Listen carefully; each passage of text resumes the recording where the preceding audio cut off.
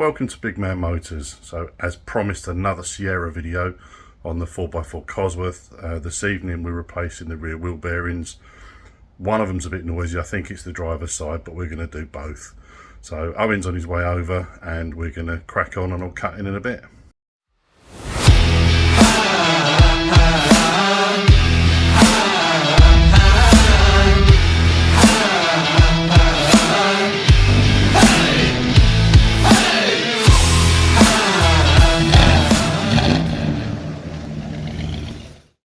So the car's now on the quick jack, we're just raising it up.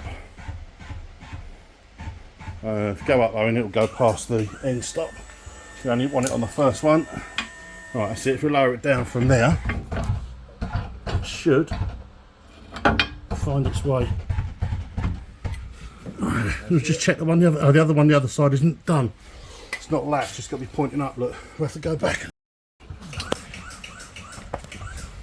You might have to go around and modify that one with your fingers. Just tip it upwards. That's it, yep. And if you lower it down, they'll go in there.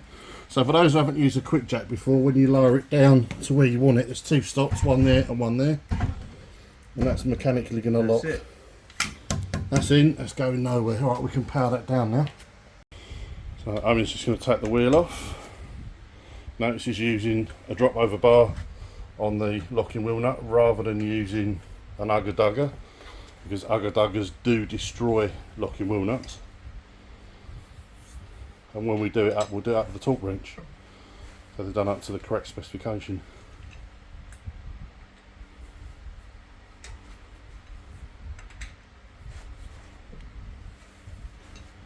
We worked out of the two of us, Owen's back is least damaged than mine, so that's hence why he's doing that.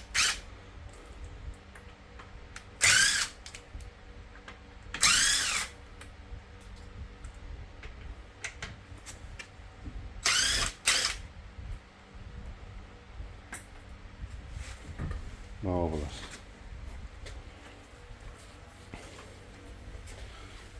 That's the back brake set up on the 4x4 Cosworth. It's vented, whereas the two-wheel drive is solid. As you can see, these are dimpled and grooved.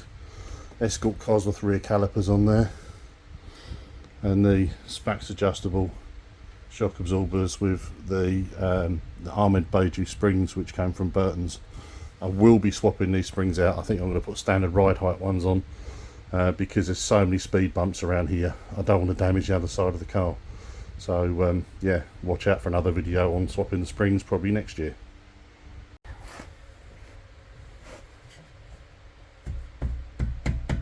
Having a bit of a fight to get the carrier bolts out.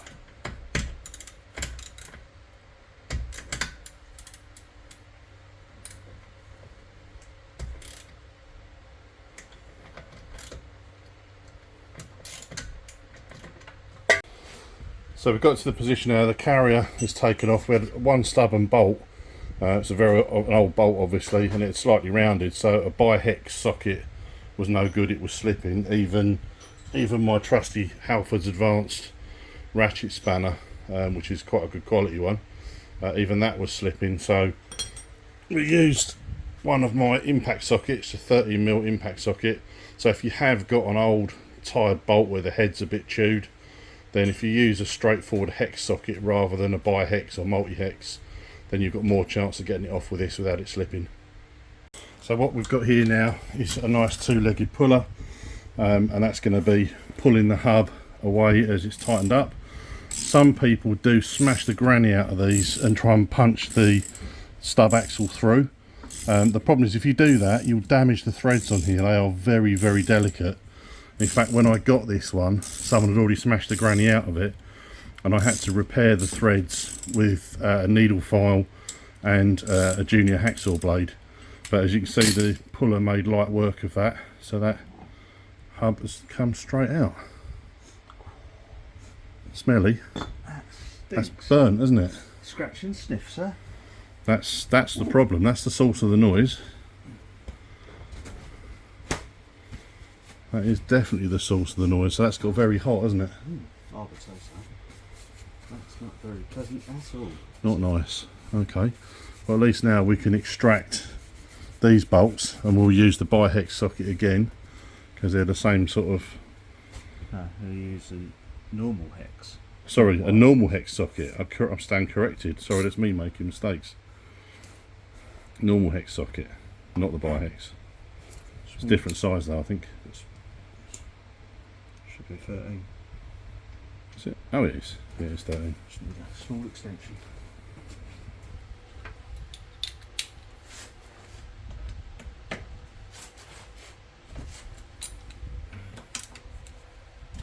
Yeah, when I built this, I went to all the trouble of painting the bolts the correct colour blue. And I'm going to take it off.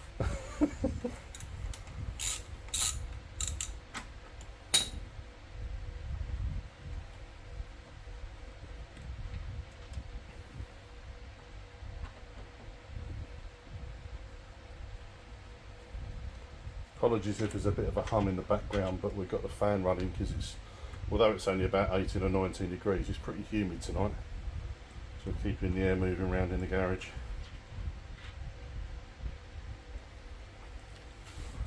Plus I think Owen probably had beans for his dinner. Gotta keep these wind farms going, mate. That's it, that's off. That has got very, very hot. Yeah, it's toast, isn't it? They are kaput. So we've had a bit of trouble with this one. I think where it's got so hot, it's rolled itself in. But Owen's just managed to get that to come loose. Just smashing the race out of it. The other one came out of a bit of persuasion. But he's swinging the Tonya Harding on this one and it's coming out.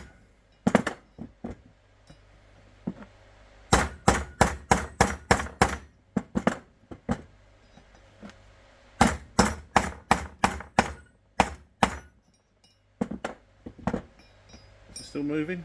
I think so. That is.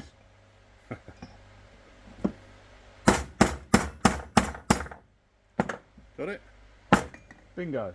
Bingo. Alright, we'll have to give that a clean up inside there and then we'll start to reassemble. So we've reassembled the hub carrier. There's brand new bearings in there. They're all packed with grease, new seals. The races were driven home using an installer. Recommend you get these tools because if you try and install them any other way you're likely to cause some damage or hurt yourself. So yeah, bearings were packed nicely. If you're not sure how to pack a bearing, Google it.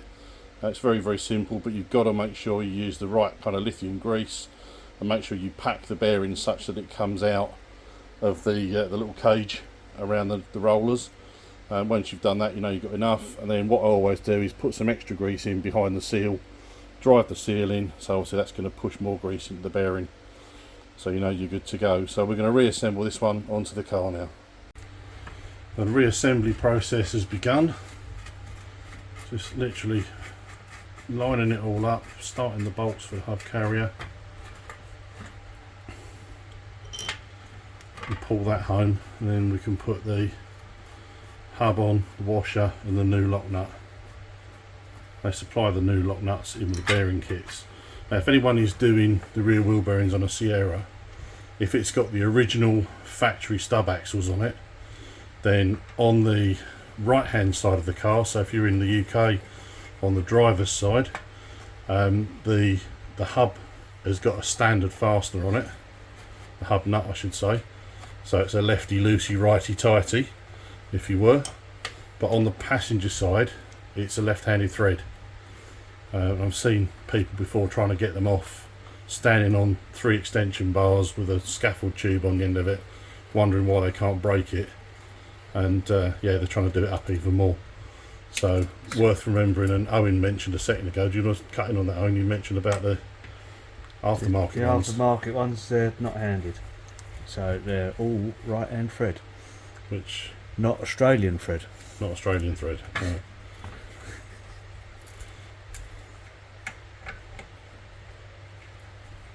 Okay, we cut back in when this is ready to be done up. Right, so let's just try and support the back of that so we can get that on. Is it starting to go? No. Hang on, let's see if I can lift the back up.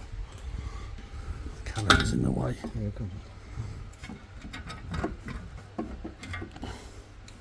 Try now. No. Want a bit of persuasion? Might need a dead blow hammer. Yeah, I'll get the dead. So the hub's back together. We haven't done the torque up yet, or done it to torque yet, because it's about 250 to 290 newton meters. So also we've got to stop the wheel from turning, so we'll do that when it's on the ground. But or at least if we can get the handbrake on, get it in gear as well, maybe that might help and prevent the wheel from turning. But yeah, so copper slip on the back of the pads and all the moving surfaces to prevent brake squeal.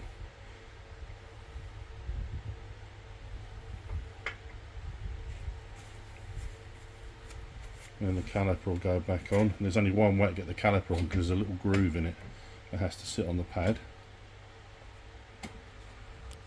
So that's a common issue because they're self-adjusting, and when people adjust them back out to do the pads, they don't line the groove up, so they're impossible to get back on if the groove isn't in line. And that's on. Just the two caliper bolts to go back in.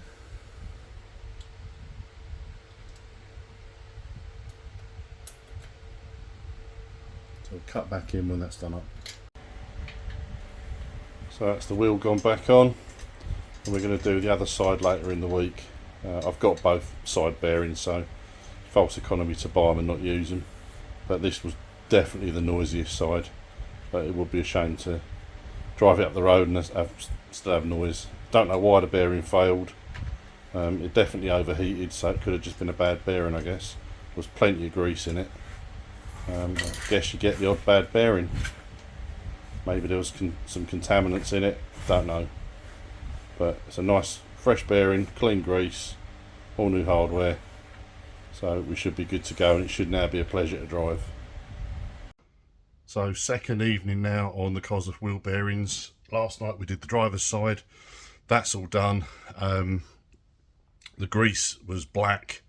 It got very hot and it oxidised. The smell was disgusting. So we're going to see, is the passenger side one the same? Or is it okay? I've got two new bearings, I'm going to swap them anyway. So did we get bad grease? Maybe, don't know. Maybe it wasn't up to the job. Or did we get a bad bearing, which was why the driver's side one went noisy and got hot. So we'll crack on and cut in a bit. So I'm just going to remove the caliper and the hub carrier. Got my Sealy battery ratchet. Got that recommended by Rob at Salvage Rebuilds. Thanks Rob, really good bit of kit. Won't be without it. I use it a lot. So I'm going to remove this caliper, remove the carrier, remove the hub, and then we'll start to smash the bearing out, cut back in a bit. As I was saying here last night, on the passenger side, if it's got an original hub on it, it's actually a left-handed thread, so it's righty-loosey in this case. As you will see, there you go, it's off. And as you can see, the hub puller is assembled back on the hub. So I'm going to go and get the socket and then wind this, and as it applies pressure on there, pulling on here, that's going to pull the hub off of the joint. So I'm going to do it the lazy boy way. Use the gun.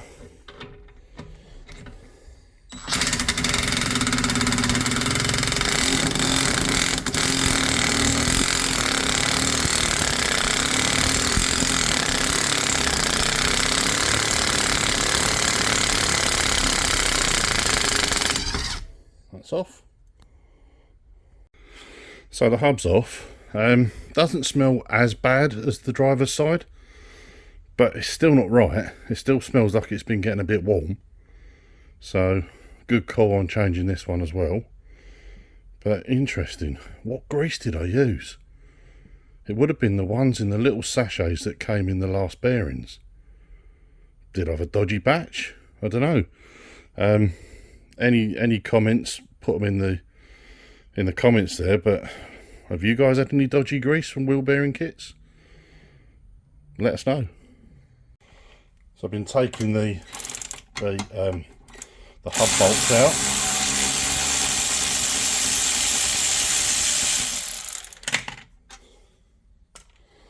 One more down here.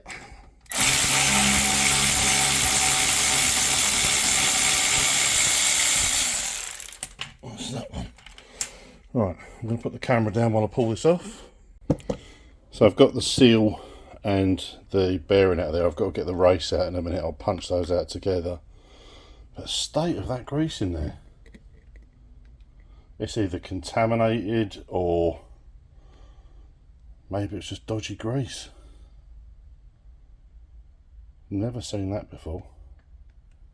I mean, it's been in there 5 years, but it's only done probably 2,000 miles, if that. Well, that's one bearing race successfully smashed out. So I'm just going to do the other one. Owen's not here yet, which is why I'm having trouble filming it while I'm doing it. So I'll cut back in a minute. Here's a little tip for you. These are the tools obviously for driving the new bearing races in. But very often you can find if you go 1 or 2 sizes down, you can actually use one to drive the old race out from the top, which is what I did with this one. It just nicely rested on the top of the race, a couple of taps and it came out. The other way of doing it, of course, is to try and chase it out with a hammer and a punch, but the punch will slip, you might hit your fingers. It's a lot safer using the installer tool to remove it. Just putting the passenger side back together now. And as we said before when we took it off, it's a left-handed thread. So it's a lefty tighten. Problem is these are awkward to get on, get started, because they like to cross-thread themselves. As over the years the ends of the axle get beaten with hammers, and it's difficult to get them to start, and it can destroy the nut.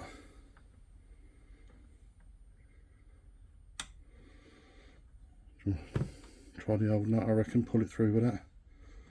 Might have to.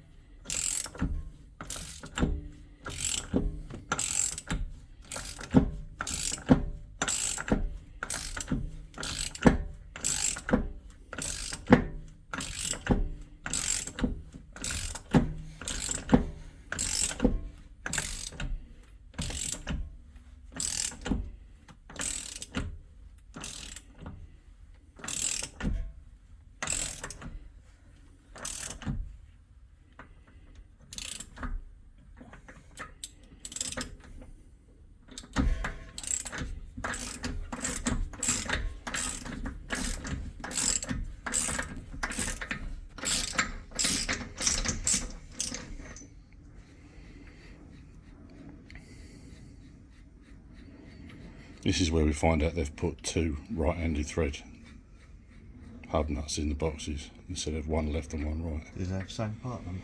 No, different part number, which is why I assumed that it should be alright. Let's give them the benefit of the doubt.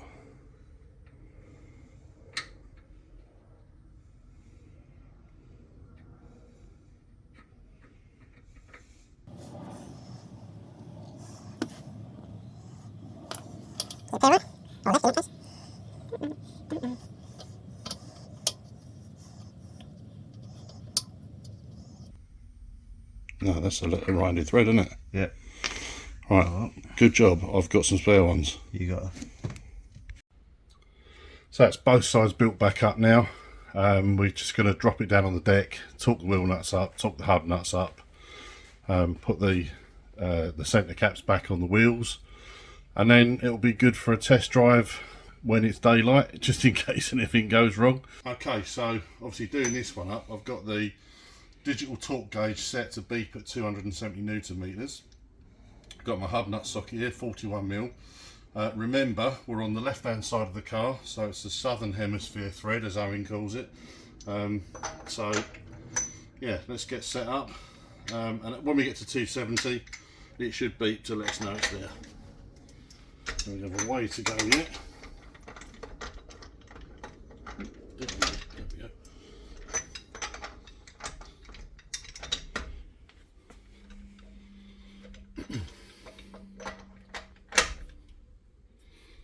Starting to get some resistance now.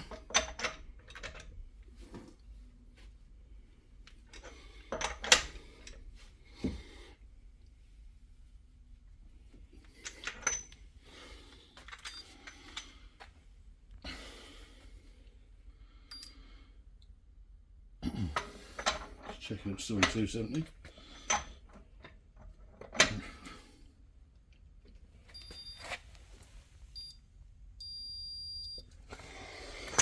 Here we go. Headed over to Jet Tyres in Basildon and met up with Gavin there, and Gavin took the front wheels off the car for me, rebalanced them, put them back on, went out for a little spin, and he was happy that they were okay. The weights had been knocked off by the calipers where the weights had initially been put in the wrong place. So that's all done now. Vehicle drives lovely. Wheel bearings are no longer noisy. So it's time for the MOT.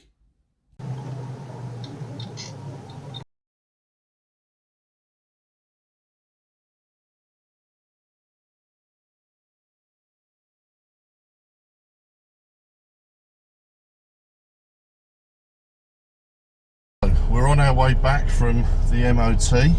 Good news, we passed. I hope it's been an enjoyable video for you. I know it's been a long one, I apologise for that, but anyone who's thinking of doing wheel bearings, it might be a bit of a daunting task if you've not done it before. Hopefully there was enough in there to give you a bit more confidence and have a go of it yourself. None of the tools you need are particularly expensive, so it's worth giving it a go and save yourself some money. So on that note, thanks for watching, and I'll catch you next time. Cheers, bye bye.